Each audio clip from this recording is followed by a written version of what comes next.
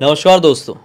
बिहार के भोजपुर जिले के एक छोटे से गांव में काफ़ी सालों से एक ऐसी खतरनाक भूतिया घटना घट रही है जिसकी जानकारी आज आपको मिलेगी, जिसकी कहानी आज आप सुनेंगे ना, लिटरली बता रहा हूँ, आप इतना ज़्यादा घबरा जाएंगे। ये अपने ही घर से रात के अंधेरे में निकलने से पहले आप 50 बार सोचेंगे। आपके मन में एक अजीब व गरीब दहशत बैठ जाएगी। बिना देरी किए आज से लगभग 50 साल पहले उस गांव में मैं आपको ले चलता हूं और सुनाता हूं एक बहुत ही डरावनी घटना की कहानी। तो भाई, इस गांव में कांति प्रसाद नाम के व्यक्ति रहते थे, एक साधारण से व्यक्ति। इनकी जीवनी तो और भी ज्यादा साधारण। सुबह सुबह 4 बजे उठ जाया करते थे। समझ लो ये इनका घर है, तो इनके घर से पीछे इनका अच्छा खासा लंबा वाला खेत लगा हुआ था। ये जो खेत था इनका पुश्तैनी खेत था और उपजाऊ खेत था। यहाँ पर ढेर सारी धान, फसलें, अलग अलग प्रकार की सब्जियां उगती थी। फल फूल के भी बहुत सारे पेड़ लगाकर रखे हुए थे। तो ये शुरू से केवल ये नहीं, इनके दादाजी के टाइम से सब्जी, धान, फल फूल ये सब बेचने का काम किया करते थे। जिनकी जैसी हैसियत थी इस पीढ़ी में, वैसे वो अपने हिसाब से काम करते थे। अब जो कांति प्रसाद जी जो थे, इनकी उम्र लगभग 55 साल की हो गई थी और अब तक की लाइफ उन्होंने ऐसे ही काटे थे। कैसे काटे थे? सुबह सुबह 4 बजे उठते, अपने घर के पीछे वाले खेत में जाते, चीज़ों की कटाई करते, चाहे वो कोई सब्जी होती, चाहे वो कोई फल होता, चाहे कोई वो फसल होती। उसे अपनी एक टोकरी में डालते, टोकरी को बढ़िया सिर में रखते, एक तराजू पकड़ते, एक पानी का डब्बा, थैले के अंदर अपना डब्बा खाने का टिफिन वो रखते और हद से हद 6 बजे के आसपास बाजू वाले शहर की तरफ निकल जाते। एकदम डॉट अपने टाइम पर उस शहर के मार्केट में वो पहुंचते। उनकी टोकरी में एक बोरी भी रहती, वो बोरी बढ़िया से बिछाते, उसमें बैठते, सामने टोकरी रखते और सब्जी ले लो, सब्जी, सब्जी वाले चिल्लाते रहते। अब भैया, कभी ऐसा होता कि पूरे दिन भर लग जाते इनके सामान बिकने में, तो कभी ऐसा होता कि 2 घंटे में ही सब कुछ बिक जाता। जैसे इनकी टोकरी खाली होती, अपनी टोकरी उठाते और घर की तरफ निकल जाते। कभी कभी टोकरी में कुछ चीज़ें बच भी जाती थी। अब क्या दिन भर थोड़ी बैठे रहेंगे, रात भर थोड़ी बैठे रहेंगे, समय जो होगा उस हिसाब से निकल जाएंगे। अब भाई, समय से समझ में आ रहा है, उस ज़माने में ना सभी लोगों के पास घड़ियाँ नहीं होती थी। इस तरह की कई घटनाएं आपने आज तक सुने होंगे। जो एक्सट्रीम रिच लोग होते हैं, जो अमीर लोग होते हैं ना, उनके पास ही घड़ियाँ होती थी, तो इनके पास घड़ी नहीं थी। ये अंदाज़ा सूरज का जो डायरेक्शन होता है या फिर चांद का जो डायरेक्शन होता है उसको देख कर ही लगाते। इससे समझ में आता है, अच्छा अगर सन बिल्कुल ऊपर है, सर के ऊपर है, तो दोपहर के 12 बज रहे होंगे। सन अगर हमारे थोड़ा सामने आ गया है तो इतने बज रहे होंगे, इधर आ गया तो इतने बज रहे होंगे, फिर एकदम सेट होने वाला है सन तो लगभग 6 बज रहे होंगे। ऐसी ऐसी चीज़ें ये अंदाज़ा लगा लेते थे और बहुत सटीक लोगों को समझ में आती थी। उसी टेक्नोलॉजी से तो ये घड़ियों की टेक्नोलॉजी दुनिया में आई है, ठीक है भाई। लेकिन ऐसे सिचुएशन में ना बहुत लोगों से गलतियां भी होती थी। कांति प्रसाद जी एक दिन पूर्णमासी की रात अपने घर के आंगन में सो रहे थे, पीछे वाले आंगन में जहाँ से उनका खेत लगता था। पता नहीं क्यों आज अच्छा मौसम था बहुत, और बाहर सोने का मन कर रहा था। अच्छी ठंडक थी यार, एक अलग ही वातावरण आज बना हुआ था। ये अपनी वाइफ को बोले कि आज मैं बाहर सो रहा हूँ, अपनी खटिया बिछाकर तुम आराम से अंदर सो। ये खटिया बिछाकर अपनी आंगन में सो गए। लगभग अंदाजा इनका रहा होगा कि इनको 10 बजे के आसपास गहरी नींद लग गई थी।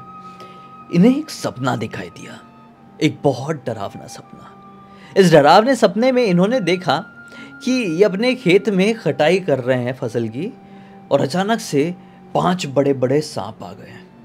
और वो सांप कोई साधारण सांप नहीं है, उनके शैतानों के जैसे दांत दिखाई दे रहे हैं, और वो हा हा करके आवाज निकाल रहे हैं। इनको ऐसा सपना दिखाई दिया, उसमें से एक सांप अपना पूरा मुंह फाड़ के इनके ऊपर झपट्टा मारे और ये भड़बड़ा के उड़ गए। बोले बाप रे, ये किस तरह का सपना था, ये किस तरह का सांप था इनफैक्ट जो मुझे सपने में दिखाई दिया है। फिर इन्हें याद आया, बचपन में इनके दादाजी ने बताया करते थे कि कभी भी अगर तुम्हारे साथ ऐसा हो कि तुमको बहुत ही ज़्यादा डरावना सपना दिखाई दे रहा है, तो समझ लेना वो सपना तुम्हें आने वाली अनहोनी के लिए सचेत करने की कोशिश कर रहा है। तो संभल जाना उस दिन, इन्होंने पसीना वसीना पोंछे, पानी पिए और चांद की तरफ और पूरे माहौल की तरफ ऐसा अंदाज़ा लगा कर देखे, शिट मैं बहुत लेट हो गया यार, सुबह हो गई है, 4 क्या इनफैक्ट 5 बजते आ गए हैं। मैं जल्दी जल्दी चीज़ों की कटाई करके मार्केट पहुंचता हूं, वरना मेरी जगह पर अपनी बोरी डाल के कोई और बैठ जाएगा। और दरअसल मार्केट्स में ऐसा होता था, जिनके पास प्रॉपर उनकी परमानेंट जगह नहीं होती थी खरीदी हुई, उनकी जगह पर कोई भी अपना सामान डालकर बैठ जाएगा, फिर लड़ते रहो दिन भर या फिर अपनी दुकान चला लो। तो इनका भी ऐसी सीन था भाई। ये तुरंत उठे, अपना वो काटने वाला औजार उठाए और खेत की तरफ निकल गए। फट फट फट फट फट फट जल्दी जल्दी सब्जी काटे, जो जो हाथ में आए टोकरी में डाले, तराजू उठाए, खाने का डब्बा उठाए। रात में इनकी वाइफ खाना बनाकर इनके लिए रख दिया करती थी कि सुबह सुबह जाएं तो अब क्या बासा खाना खाते थे, क्या करेंगे बेचारे, लेकिन ठीक है, जीवन संघर्ष का ही दूसरा नाम होता है। तो उठा लेते हैं डब्बा, पानी का डब्बा, और निकल जाते हैं अपने शहर जाने के लिए, मार्केट जाने के लिए। जा रहे हैं। पता नहीं क्यों आज इनके घुटनों में ज़्यादा तकलीफ़ हो रही थी, बहुत ज़्यादा तकलीफ़ हो रही थी। थोड़ा ना ऐसा रुक रुक के ही चल रहे थे, जल्दी जल्दी चलते फिर रुक जाते, फिर जल्दी जल्दी चलते फिर रुक जाते, क्योंकि नॉन स्टॉप चल रहे थे ना, तो बिल्कुल ऐसा लग रहा था कि पैर अलग ही हो जाएगा, एक पैर शरीर से। ऐसा हुआ कि ये अपने गांव से बाहर निकले ही हैं, जंगल वाले एरिया को टच किए ही हैं कि इन्हें 4 लोग आते हुए दिखाई देते हैं इनकी तरफ। काफ़ी रोशनी हो चुकी है, क्योंकि इनके हिसाब से तो सुबह ही होने वाली है ना, सूरज तो निकलने ही वाला है। और पूर्णमासी की रात भी कुछ इस प्रकार की ही होती है कई बार, अगर मौसम पूरी तरह से क्लियर है, जैसे कि गर्मी का मौसम है, और तब पूर्णमासी की रात पड़ जाए, तो ऐसी लाइट दिखती है ना कि स्ट्रीट लाइट की भी ज़रूरत ना हो, बहुत क्लियर विजन आता है। इनफैक्ट मैंने खुद रियल लाइफ में देखा हुआ हूँ, इसलिए इतने कॉन्फिडेंस से बता रहा हूँ। इनको सामने से दिखाई दिए 4 आदमी इनके तरफ आते हुए। चारों आदमी ने सफ़ेद रंग की, चटक सफ़ेद रंग की धोती पहने हुए थे, चटक सफ़ेद रंग का कुर्ता पहने हुए थे और टोपी लगाए हुए थे। अलग सी डिज़ाइन की टोपी थी यार, ऐसी डिज़ाइन की टोपी इन्होंने जीवन में पहले कभी नहीं देखे थे। वो चारों आदमी इनके तरफ ही आ रहे हैं, ठीक है, वो भी अपने काम से जा रहे होंगे, इन्होंने सोचे कि हम भी अपने काम से जा रहे हैं। एक हाथ में टोकरी, एक हाथ में तराजू है, यहाँ पर उनका झोला लटका हुआ है जिसमें खाने का डब्बा है और पीने का डब्बा है, पानी। जा रहे हैं, थोड़ा रुक जाते फिर चलते। इतने में वो चारों इनके नज़दीक आ गए। नज़दीक आके बिल्कुल रुक से गए वो चारों। जैसे ये सीधे सीधे चल रहे हैं, इनके रास्ते में ऐसा, मतलब इनके रास्ते को ब्लॉक करके खड़े हो गए। और खड़े हो के ना आपस में, तंबाकू है क्या, तंबाकू है क्या, तंबाकू देना, तंबाकू देना, तंबाकू चाहिए, तंबाकू खाना है, तंबाकू देना, ऐसे ऐसे करके बात करने लगे। इनसे नहीं बोल रहे हैं, इनका रास्ता ब्लॉक किए यहाँ पर खड़े हुए और आपस में ऐसे ऐसा बोल रहे हैं। इनको थोड़ा अजीब लगा, वैसे ही घुटनों में तकलीफ़ है, ये साले कहाँ से मेरे रास्ते में खड़े हो गए। इन्होंने उनको इग्नोर किए और अपना थोड़ा सा रास्ता चेंज करके, मतलब ये एकदम सामने खड़े हुए ना, तो इनको थोड़ा सा ऐसा करके ऐसे जाने लगे, ठीक है। ये गए तो ये क्रॉस करके आगे तो गए, लेकिन आगे एक मोड़ आया और उस मोड़ से जैसे ही ये मुड़े, वैसे ही वापस से वो चारों इनको सामने से आते हुए दिखाई दिए, जबकि वो चारों तो पीछे छूट गए थे। और पीछे से ऐसे अचानक से सामने आ जाने का कोई दूसरा रास्ता नहीं था, ये बिल्कुल सीधा सीधा खड़ा खड़ा ही रास्ता था। आजू बाजू तो खाई थी, आजू बाजू से जाने का कुछ मतलब साधन ही नहीं था, कोई चांस ही नहीं था। तो ये लोग पीछे से वापस से आगे कैसे आ गए। इन्होंने सोचे कि साले ये बड़े अजीब लोग समझ में आ रहे हैं यार, क्योंकि शक्ल वही है, हुलिया वही है, कोई और तो ये नहीं है। ये फिर से इनके रास्ते में आके इनको ब्लॉक कर दिए, इनको चलते चलते ऐसे ब्लॉक कर दिए, मतलब ऐसा दूर से आए और ये जा रहे हैं। ये वो अपने आदमी है, अपने कांति प्रसाद जी है, और ये वो 4 लोग हैं, इनके रास्ते को फिर से ब्लॉक कर दिए। फिर खड़े होके, तंबाकू है क्या, तंबाकू देना, तंबाकू खाना है क्या, तंबाकू देना, तंबाकू खाऊंगा, खाएगा तो तंबाकू खाएगा।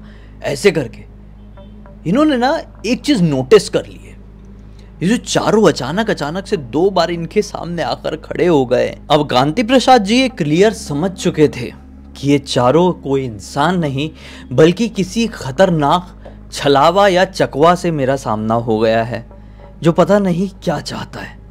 ये फिर भी मनी मन भगवान का नाम लेते लेते लेते लेते उस पेड़ के नीचे तक पहुंचे ही हैं कि चारों फट से जम मार के इनके सामने आकर खड़े हो गए। फिर से बोलने लगे कि तंबाकू है क्या, तंबाकू तंबाकू खाना है। इनने बोले शिट, अब मैं बुरा फंस गया हूँ, अब क्या करूँ क्या नहीं समझ में नहीं आ रहा है। अब मैं अपनी गांव की सीमा से बाहर भी निकल रहा हूँ, लेकिन फिर भी निकलना तो पड़ेगा। अब मैं रुक नहीं सकता ज़्यादा देर तक यहाँ पर।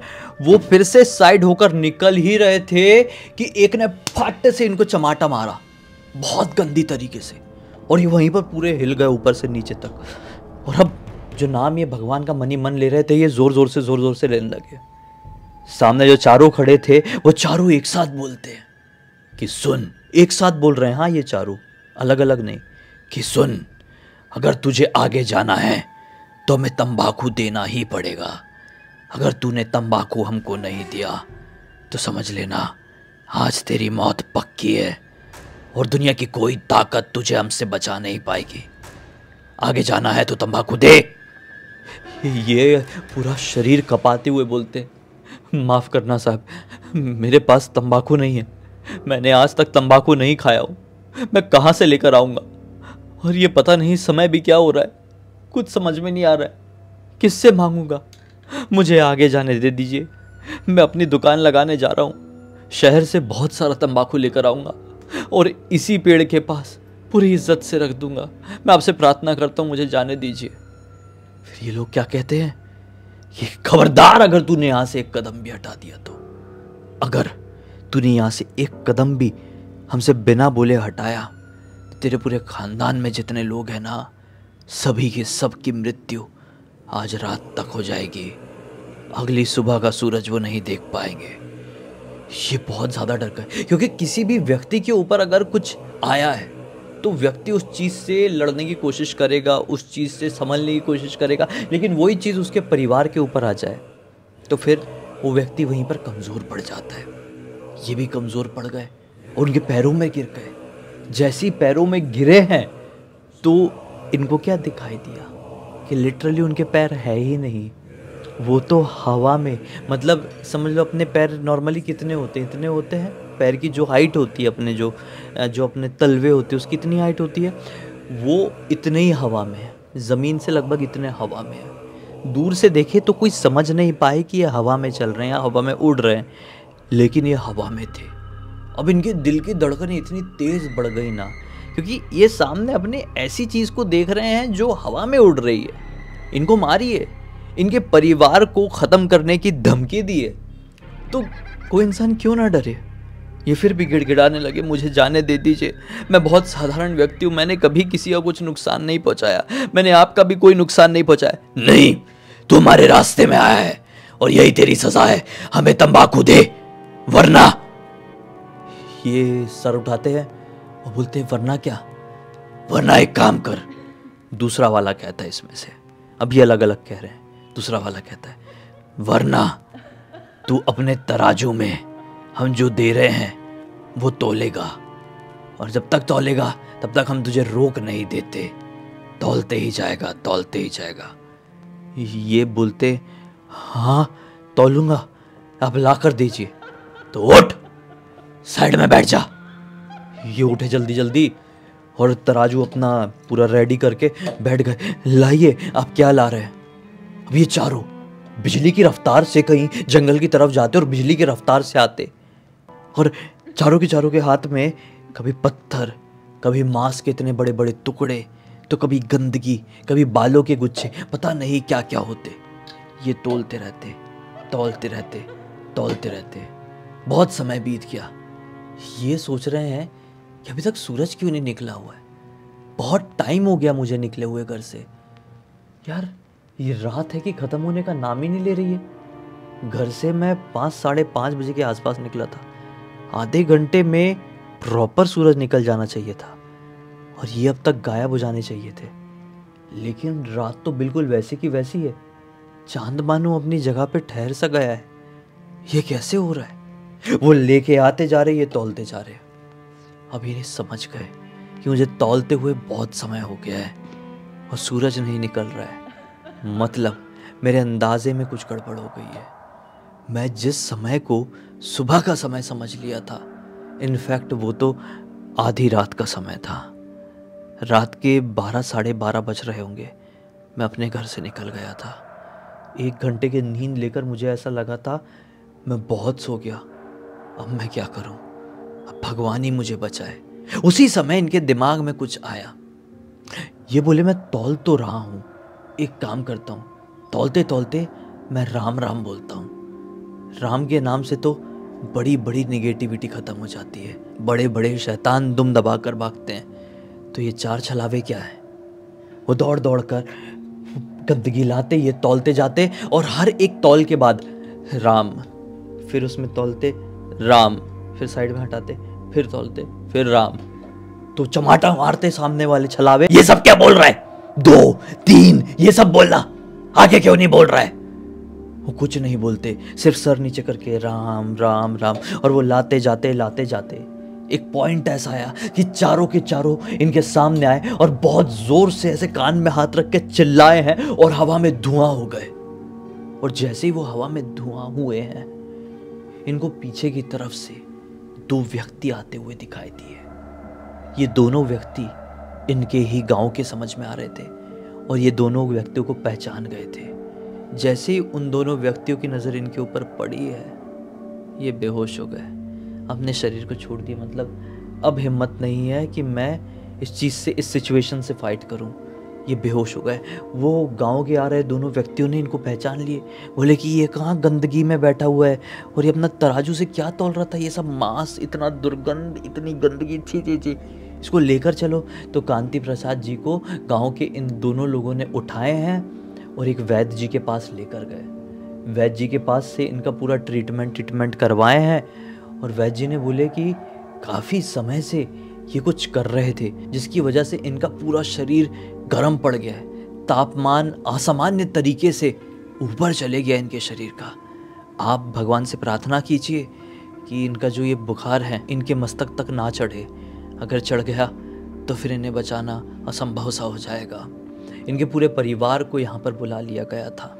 सभी लोग प्रार्थना कर रहे हैं। 4 दिन तक ये वैद्य जी के आश्रम में रहे हैं, लेकिन 5वें दिन इन्होंने अपनी आखिरी सांसें ली है और वो आखिरी सांसें भी राम बोलते हुए ही थी। उन शैतानों से तो ये उस समय लड़ लिए थे अपनी अंदर की आध्यात्मिक शक्ति की मदद से, लेकिन उसके बाद इनका डर इनके ऊपर हावी हो गया, जिसके कारण इनको बहुत ज़्यादा बुखार चढ़ गया और फिर इनका बुखार इनके ब्रेन में आ गया और फिर ये इस दुनिया में नहीं रहे। इन्होंने, इनके साथ जो कुछ भी हुआ था ना, ये उस पॉइंट से, मतलब जहाँ पर ये गांव के उन दोनों व्यक्तियों को मिले थे और वो दोनों व्यक्ति इनको उठाए थे, तो उस पॉइंट से वैद्य जी के आश्रम जाते तक सारी बात बता दिए थे। मतलब बेहोशी की भी हालत में ना, जब इंसान थोड़ा थोड़ा अनकॉन्शियस, थोड़ा थोड़ा कॉन्शियस रहता है ना, तो कुछ कुछ बोल पाता है। तो वो दोनों व्यक्ति जब इनको उस पेड़ के नीचे से वैद्य जी के पास लेकर जा रहे थे, तो इनको उन्होंने पूरी बात बताई थी कि मेरे साथ ऐसा हुआ, ऐसा मुझे दिखाई दिया, ऐसे लोग मेरे रास्ते में आ गए थे, तंबाकू मांग रहे थे, तंबाकू था नहीं, ऐसी ऐसी बात पूरी बता दी है। उनकी मृत्यु के 13वीं में जब वो दोनों व्यक्ति गए इनके घर पर, तो घर वालों को सारी बात बताए और ये एक ऐसी कहानी बन गई जो केवल वहीं तक सीमित नहीं रही, पूरे गांव में फैली। फिर गांव के बच्चों को भी पता चला, फिर उन बच्चों ने भी आगे चल के अपने बच्चों को बताया। और इस पूरी की पूरी घटना की जानकारी इसी गांव की रहने वाली अंजू नाम की एक लड़की ने हमें लिख कर भेजी। हमने सोचा आप लोगों को सुनाए, जिससे आप लोगों को एक अलग ही पैरानॉर्मल एंटिटी की जानकारी मिल जाए, उससे मनोरंजन मिल जाए। कभी कभी कहानियाँ कंफ्यूजिंग थोड़ी हो जाती है, लेकिन अगर आप इन डेप्थ सुनेंगे, समझेंगे, तो आपको सब समझ में आएगा। इसी एक नोट के साथ अब इस कहानी का अंत करते हैं। अब तक इस वीडियो को देख लिए हैं तो लाइक ज़रूर कर देना, चैनल को सब्सक्राइब करके बेल आइकन दबा के ऑल के ऑप्शन में क्लिक करना, क्योंकि इसी तरह के हैरान कर देने वाले खौफनाक वीडियोस डेली आप लोग के सामने लेके आता रहता हूँ। इंस्टाग्राम की लिंक इस वीडियो के डिस्क्रिप्शन बॉक्स में मिल जाएगी, क्लिक करके डायरेक्टली वहाँ पर पहुँच जाना। इसी तरह की कोई भी कहानी, टॉपिक या जानकारी आप लोगों के पास भी होगी तो लिंक भेजना, हो सकता है मेरा अगला वीडियो कल आपके हिसाब से बन रहा हो। तो चलिए कल फिर से मिलते हैं, तब तक के लिए बहुत बहुत धन्यवाद। आपका दिन शुभ हो।